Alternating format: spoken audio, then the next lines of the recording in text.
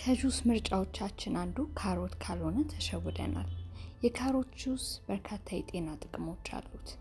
ከነዛ ውስጥ ለአይን ጤና፣ ለቆዳ፣ ለኢሚዩኒቲ እና ሃይድሬሽን ወሳኝ ነው። በካሮት ውስጥ በርካታ ጠቃሚ ንጥረ ነገሮች አሉ።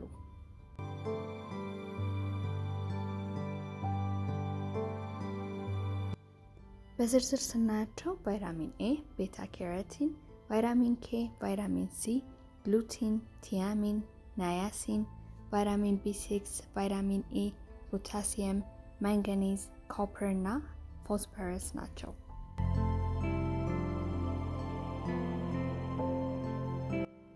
በተጨማሪም አንድ የኒውትሪሽን ጥናት እንደሚያመለክተው ካሎሪ 94፣ 2 ግራም ፕሮቲን፣ 0.4 ግራም ካርብ፣ 2 ግራም ፋይበር እና 9 ግራም ስኳር አለው ይላል።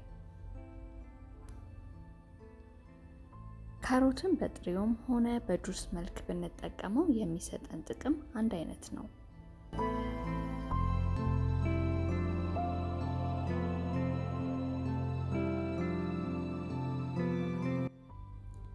በሌላ አትክልት ለምሳሌ ቀይ ስር፣ ዝንጅብል፣ ሎሚ እና መሰል ነገሮች ጋር ማድረግ ትችላላችሁ። እኔ ከማር ጋር ነው ዛሬ የመረጥኩት። የሚሰጠው ጣዕም በተለይ ከበረዶ ጋር አድርገን ስንጠጣው በጣም ግሩም ነው።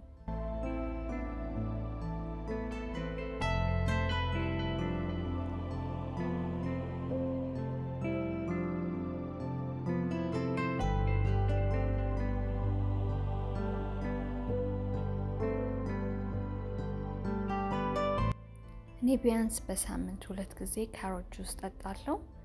ሞክሩት፣ በጣም ነው የምትወዱት።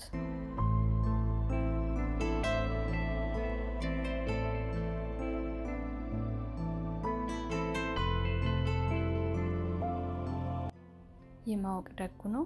እኔ ረዴት ነኝ። በሌላ ጠቃሚ ቪዲዮ እስከምንገናኝ ድረስ ቻው።